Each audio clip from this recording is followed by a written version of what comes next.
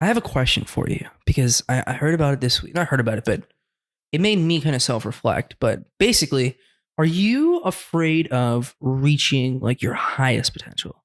And are you afraid of the expectations that come along with that? Like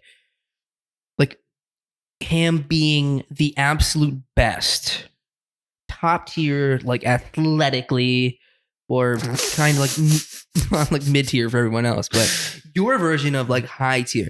Like, does that scare you? It made me really think about like how I approach my things. Like, imagine yourself as successful as possible with everyone around you just being like, Cam has figured it out. Like the immense pressure that might come. Are you afraid of that? I think I wouldn't want that. Hmm. Like, I feel like that's sort of like Jeff Bezos, Elon Musk level.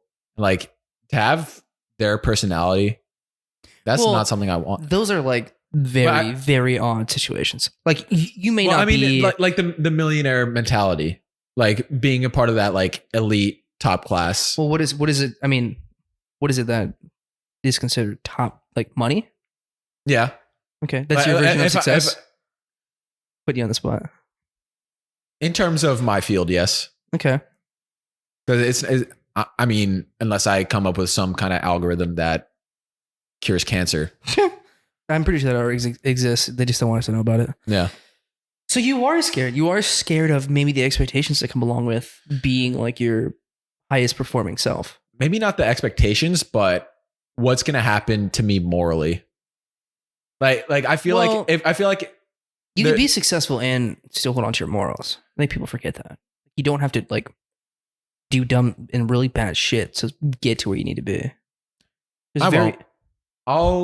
I'll become a international supervillain. I disagree with you. I think your faith continues to hold you down in a sense of knowing what's right and knowing what's wrong. So you could say that, you can like play out this whole fake character, but I know deep down that you are a good person. Yeah. So I don't think there would be, I think if there was a time of like doing something really bad for an enormous amount of money, or just, being successful, being able to take care of your family and still being grounded every day. Correct. Yeah. I just wanted to call you out on this. But that's what I'm saying. Like that's what I want. Yeah. But that's also a form of success though. That's also like, you can still be successful. It doesn't have to be like a monetary value that you have to achieve in order to, Right.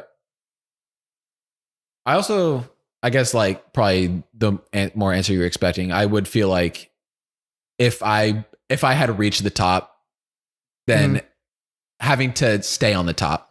Yeah. That like making sure that the next thing I do is just as good, if not better. Yeah. That'd be stressful, tough. Yeah. My perspective is very similar. I think that like, I think I can get in my own head and seek escape in order to not reach a point where there are people who are dependent on me, right? Because that comes with an immense amount of pressure, right? Whether it be financial or whether it just be emotional or like whatever. I think it's scary to think that somebody might have to depend on you in order to live or survive or whatever it might be, right? Like when you have kids, like everything changes. Apparently, that's what they say. But I think there is a little bit in me that's like, yeah, man. If perfect scenario, right? We'll just paint the picture, right? Everything takes off with those visuals. Podcast becomes huge. We start making films. We start doing all these great things, right? Like there is a part of me that's like, that's a huge spotlight, right? Do I want that many people knowing that? Like, where's the privacy? Like that scares me. Where is it? You see all these celebrities and things like that, because obviously my field of interest comes with a form of following, right? I think there is a little bit of a scary sight to think like you'd have to kind of open your book a little bit, And I'm currently reading a book about Tiger Woods, who he didn't have any say in the book per se, but they interviewed and they talked to a bunch of people that were involved in his life kind of throughout his career from like 94 to 09. Mm-hmm. And they said he is one of the most private athletes that has been as big and widely known, right? Like, you're probably not going to meet anybody who doesn't know who, like that word tiger. Yeah. Automatically is either the animal or the golf. That's it, obviously, right? Or you can call him like Electric, if you know him, like, I don't know. But anyways, I do think that there is a little bit of, that's scary to think, dude. Like you have to And when you talk about like Bezos, you talk about Elon, we're talking guys that are waking up at 4 or 5 in the morning, instantly working. Elon works like 16 to 18 hours. Who wants to do that? Right? Yeah. And I read something recently that was like a typical man, majority of men, wants to work until they can just hit the idle button.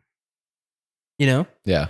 Like, do you feel that? Do you feel like there's a part of you that's like, you just want to get to the point where you can just, like by 40, at 40 and on, you could just kind of just coast. 100%. You know, like you have your investments, you have your business is running for you essentially, and you just want just take vacations with the wife and kids, and you just want to, you know, that's my end goal. Yeah, my end goal is like to be able to do that by 30. You know, not just. I mean, I know that's not realistic, and I think like majority of success or successful people probably don't reach that height until around 30, 35, 40, and then it kicks, right? Yeah. Look at Rogan, right? He's 55. He's at the like peak of his like celebrity arc in a sense. What was he doing at 30? Like Fear Factor, you know? Like, yeah, he was known, but in the process of balding. That too. Yeah. And like he starts a podcast, 12 years ago? Look where he is now, you know? He's 55. There's no idol in that. That man's never stopping. Yeah. Workouts, family, appearances, UFC, DMT. comedy shows. Well, yeah, that too. But the idea of becoming like your most successful self, I think it's different. I think that's why we kind of all self-destruct a little bit. Yeah. Because it comes along with these huge expectations. I feel like also sharing the idea of what I want to be for the top. Cause like something that I'm kind of peeved about. I thought about doing this for Cam's complaints, but I'm not sure. Like talking about me becoming an astronaut and like in that process, like doing Air Force, all that stuff. Mm-hmm. Like I originally only told a couple people, like people that like, the people that I felt like that I do trust, people that are like, oh, this is something that I'm thinking about. And you like, shouldn't have trusted me with that. Yeah, that was my biggest mistake. Because then when I said it here, I was like, okay, basically may as well not really keep it low key anymore. Mm-hmm. And then eventually it started getting talked about like within friend groups and within family. And it's like, now they all have this idea of this is what I want to do. And then part of the annoying part is like them giving their input of like what they think I should do. Mm-hmm. Like, oh, don't do Air Force, like become a Navy pilot, stuff like that. Mm.